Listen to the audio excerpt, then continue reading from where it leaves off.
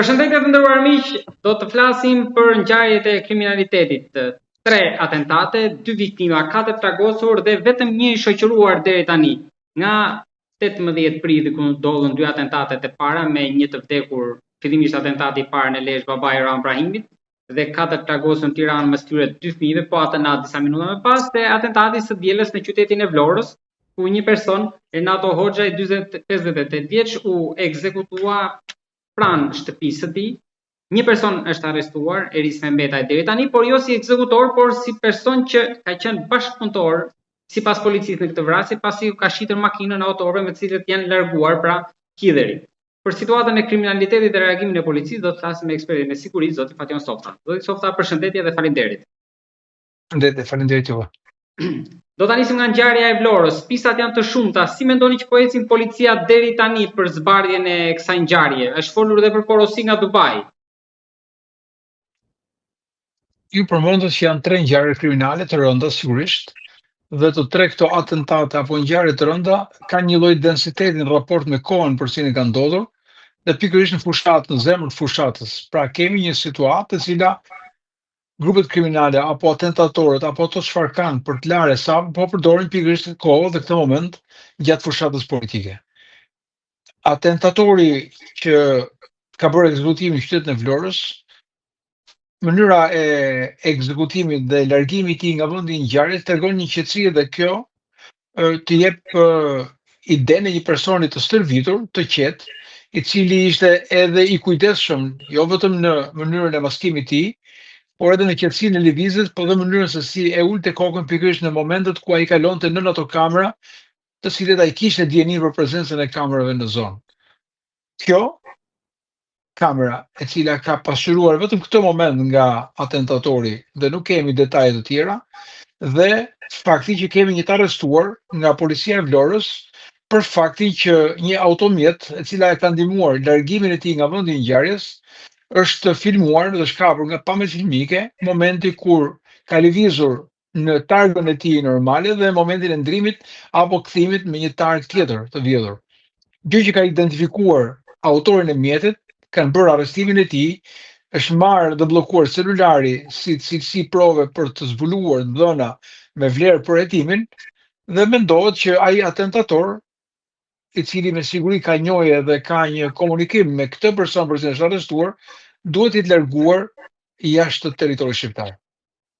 Pistat janë të ndryshme. Ajo çfarë deri më sot po flitet dhe po komunikohet si pistë më prioritare,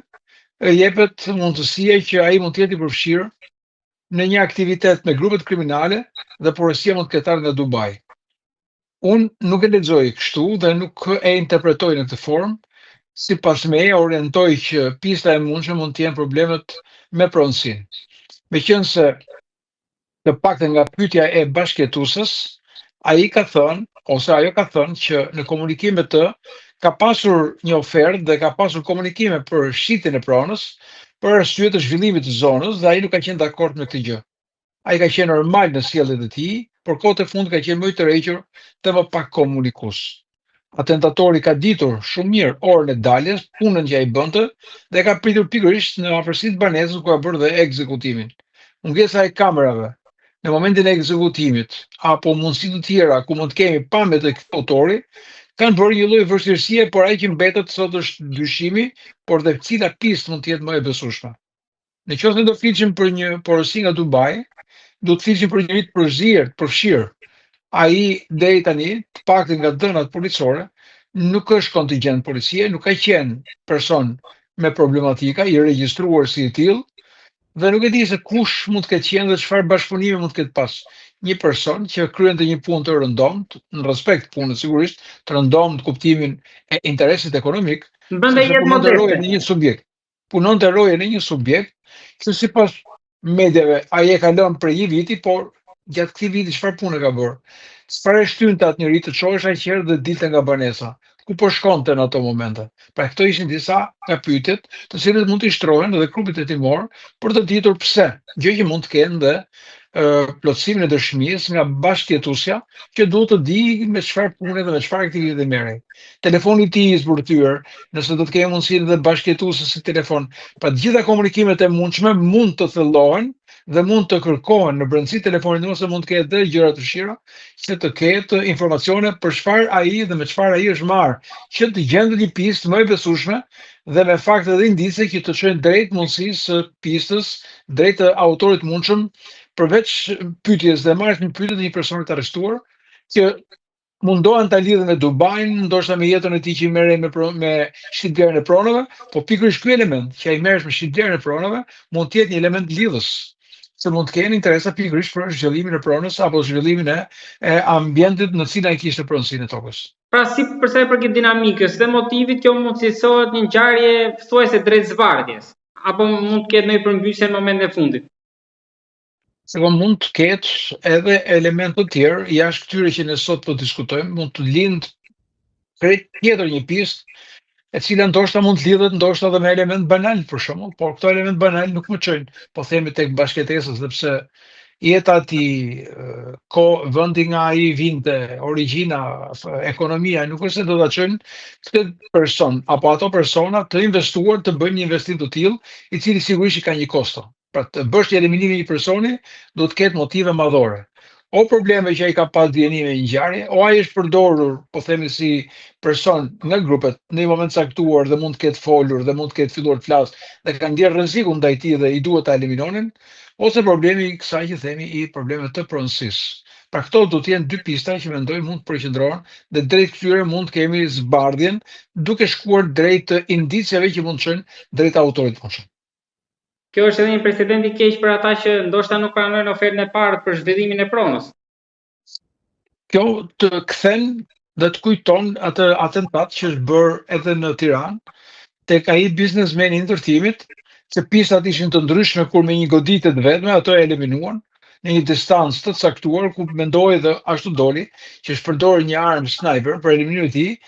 dhe motivet ishin të ndryshme, por motivi që na çoi më shumë drejt zbardhjes dhe ajo që u zbardh ishte pikërisht motivi i pronës. Pra ishin probleme të konflikteve që vinin lidhur me një pronë në zhvillim apo jo, ku përfshiheshin dhe punojës policie, si e kujtojmë shumë mirë dhe publiku e kujton shumë mirë atë element, atë moment. Për të rikthyer tek dy atentatet më saktë 18 prillit, edhe ai Rohan Brahim, babai i Rohan Brahimit, pra për autorët e vrasjes është ende i pazbardhur. Por edhe ai Tiranës, pak minuta më pas, që fillimisht u fol që drejt 4 personave mes tyre 2 fëmijë, u ngatrua shinjestra, por një ditë më pas, pra edhe kjo pistë të ra, duke mos dalë një tjetër konkluzion, të paktën edhe për momentin, pra misteri e mbulojnë edhe atentatin e Tiranës, ku plagos pra njëri mes plagosurve ishte djali i pronarit të një shoqërie të sigurimit privat, ende nuk kemi asgjë konkrete, as nga Lezhë, por as nga Tirana. Ne bashkë kemi diskutuar që në momentet e para dhe kemi prekur pikërisht disa pista të mundshme dhe motive të ndryshme që mund të kenë quar apo që mund të kenë futur këto atentatorë për të realizuar një sulm të tillë. Ne e përshtuam në analizën tonë pikërisht mundësinë e ngatrimit të objektivit, sepse nëse do të kishim objektivin e cila u lidhte me eliminimin që ndodhi në Lezhë, se duhet lidhesh patjetër dhe me eliminimin që ndodhi në Athinë, atëherë ne thamë dhe argumentuam që nëse ky grup kriminal se kishte shenjestër objektivin kryesor që ishte në Athinë, por dhe babain e tij, por dhe bashkëshorten e dytë të tij që jetonte në Tiranë, gjë të cilën duan ta lidhin me ngatrimin e objektivit, nuk ka qenë asnjëherë nga grupet kriminale objektiv gratë dhe fëmijët. Sepse nëse kjo do të ndodhte në Athinë, pikërisht për ata e kishin shenjestën e atentatit.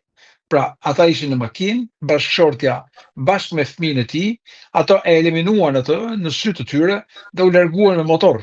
Dhe nuk bën asnjë lloj tentative për të goditur apo për të eliminuar apo për të shinjestruar gratë dhe fëmijët. Gjë që nuk mund të ndodhte aq më tepër në një atentat, që ndodhte në dy skaje me një distancë prej rreth 100 kilometrash, të organizoheshin brenda një kohe pavarësisht nga ndryshimi i orarit dhe do të tregonte që do të kishte e para një forcë operacionale që do të kishte mbi 20 apo 30 persona, të cilët duhet i drejtojë dhe t'i komandojë në një kohë caktuar, si të tregonte që fuqia e krimit i bitët ishte në nivelin e një fuqie të një shteti paralel, gjë që e përjashtonte këtë gjë. Por ajo çfarë doli më pas është se nuk është e vërtetë, ajo ka qenë në një spital në Laç apo në një zonë tjetër, dhe nuk është se ka kaluar, të koincidencat duan t'i lidhin apo mund t'i lidhin në rreth interpretimi, qoftë në disa medjave, lidhur me ndryshimin e të njëjtës makinë, por ndryshonte një gerë me tjerë tjerë. Pra rastësinë kërkonin ta lidhin në mënyrë rastësore për ta bërë që ngjarjet të dyja kanë lidhje. Jo, ngjarjet sipas meje, paktën ngjarja e dytë e Tiranës do të ketë vetëm motive, sipas meje, motive ekonomike, të cilët janë prekje interesash, pavarësisht drejt kujt ka vajtur dhe ndaj kujt është kërkuar të merrej hak. Është thënë që ishte edhe një person i pesë që mund të ishte objektivi, po dhe kjo pistë nuk është shumë e zhvilluar dhe nuk është se po shkohet drejt kësaj piste, por pista e vetme është që ata kanë qenë në pritje të këtij automjeti dhe në momentin që ai është futur, kanë realizuar atë që bën dhe largimin nga vendi i ngjarjes. Por unë mendoj që thellimi ndrejt probleme që mund të ketë pasur edhe mund të ketë biznesmeni, lidhur me persona të cilët kanë qenë punonjës apo jo, kanë pasur pagesa, s'kan pasur pagesa, pa kënaqësi që mund të vinë në biznes, mund të jetë gjomvënjet, mund të jenë arsye të tjera, mendoj, të cilët duhet të thellohen nëpërmjet mundësisë së marrjes në pyetje të personave të dëmtuar, në marrjes së kontrollit të komunikimeve telefonike, nëse kanë pasur kërcënime apo jo, dhe nëse kjo pjesë mund të shkojë drejt thellimit të hetimit ndaj problemeve që mund të jenë me persona të cilët hakmarrjen e kanë pasur për të jo thjesht një paralajmërim, se ka qenë vërtet një hakmarrje, sepse ata kanë qelluar dhe kanë plagosur dhe fatkeqësisht ka prekur fëmijët, që është një gjë e pafalshme dhe e rëndë që ndodh në këtë vend. Zoti Sota, kush ka më shumë shanse që të mbetet e pasbardhur nga këto dy ngjarje, e Lezhës apo e Tiranës? Në Lezhës unë mendoj është më e lehtë për të zbardhur për shkak të profilit dhe për shkak të përplasjes së grupeve kriminale, sepse ndaj atij atentatit Lezhës ka pasur dhe 2 atentate, pra kanë tentuar dhe 2 herë të tjera, si në rastin e përdorimit të eksplozivit, ashtu dhe kur kanë goditur në formë paralajmërimi nëpërmjet armëve. Këtë radhë ishte eliminimi, pra ishte më i prerë dhe më i vendosur, po themi, atentati për eliminimin fizik të tij. Kështu që këto pista apo këto fakte të çojnë drejt mundësisë që si një pistë vetëm është hakmarrja dhe mundësia për ta zbardhur sigurisht do të kërkohet vetëm për të gjetur prova të cilët që ndaj atentatorëve. Por do jetë shumë e lehtë nëse do të vazhdojnë të lidhen ngjarja e Atinës, pra atentati në Atinë që i vritet djali, eliminimi i tij këtu për të shkuar dhe për të zbuluar kush janë personat të cilët janë porositësit e tyre, sepse atentatorët pra aq kohë sa nuk ka prova për të momentit, të cilët lidhen të marrën në vendin e ngjarjes, si prova biologjike, prova të tjera të cilët mund të ndihmojnë për këtë krimin e identitetit të tillë, do të jetë ngjarje e cila mendoj se nuk do të jetë gjatë në mënyrë zbardhjes së kësaj ngjarje, qoftë edhe për porositësit apo edhe për atentatorët. Për atentatin e Tiranës, mendoni që mund të ketë segmente të interesuara që mundet të mos duan të shkojnë më tej për ta zbardhur? Nuk e di deri ku mund të jenë dhe pse duhet të ketë segmente të cilët nuk duan që të zbardhet ngjarja, por nuk varet nga segmentet, varet nga grupet hetimor, varet nga struktura e posaçme apo kush e ndjek këtë ngjarje, sepse deri në momentin që nuk dim nëse janë grupe kriminale të organizuar, pra kemi të bëjmë me një organizat apo kemi të bëjmë me një individ apo me disa individ të cilët ngrejnë dhe organizojnë një atentat për ta eliminuar, po e quajmë si një ngjarje banale, në hakmarrje apo në gjakmarrje, se këtu s'ka as hakmarrje as gjakmarrje, përveç se ndoshta prekje interesash, sipas meje, sepse profili i personave është një profil i lartë, ata janë familje rregullt, janë familje e nderuar dhe nuk besoj se kanë probleme të sa natyre, po i vetëm problem mund të jenë prekje interese ekonomike apo konkurrenca apo forma të tjera të sa natyre. Dhe do duhet kohë, ndoshta pak e vështirë për të gjetur atentatorët, edhe pse u tha që në vendin e ngjarjes u gjetën disa prova të cilat mund të ndihmonin, por nuk e di sa dhe si, sepse nuk është shumë e qartë për publikun, nuk ka informacione edhe për mediat, deri në ç'pikë është grupi hetimor dhe deri ku janë provat dhe dhënat që kanë gjetur nga vendi i ngjarjes dhe nga automjeti apo vendi ku ata i kanë dalë nga atentati. Zoti Softa, diçka të fundit kam, duke qenë se jemi para 11 majit, këto ditë edhe SPAK-u, agentët e BKH-s kanë zbritur gjithë terren. Mendoni që kjo mund të frenoj edhe ngjarjet kriminale? Sepse fusha nuk është e lirë, pra është e monitoruar, presupozohet në çdo cep. Në ndajnë fare pak ditë nga mbyllja e fushatës, sigurisht që intensiteti i punës së strukturës dhe strukturave të kryesisë të kësaj task force, por dhe gjitha institucioneve vjen dhe rritet. Por, pra aq kohë sa ka prezencë dhe monitorim të territorit, po aq ka dhe më shumë intensitet të ngjarjeve dhe problematikave që ato kanë, sepse fokusi i tyre është nëse grupet kriminale do të aktivizohen dhe do të përfshihen në këtë proces zgjedhor, nëse strukturat shtetërore do të kenë abuzime me financat, me mjetet dhe me fondet e tyre, duke përdorur strukturën shtetërore në ndihmë të fushatës dhe indicet që mund të vinë nga terreni. Në kuadër të këtyre kontrolleve apo të monitorimeve, duke u përqendruar te grupet kriminale, mendoj që mund të jetë më pak e mundshme që të kemi ngjarje